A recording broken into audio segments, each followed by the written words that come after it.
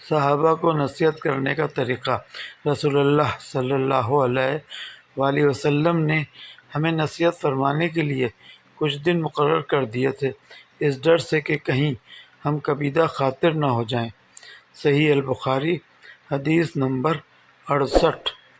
عبداللہ ابن مسعود ہر جمعرات کے دن لوگوں کو وعظ سنایا کرتے تھے۔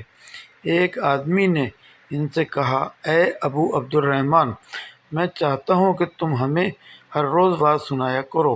انہوں نے فرمایا، تو سن لو کہ مجھے اس امر سے کوئی چیز مانع ہے تو یہ کہ میں یہ بات پسند نہیں کرتا کہ کہیں تم تنگ نہ ہو جاؤ، اور میں وعظ میں تمہاری فرصت کا وقت تلاش کیا کرتا ہوں، جیسا کہ رسول اللہ صلی اللہ علیہ وآلہ وسلم اس خیال سے کہ ہم کبیدہ خاطر نہ ہو جائیں وعظ کے لیے ہمارے اوقات فرصت کا خیال رکھتے تھے۔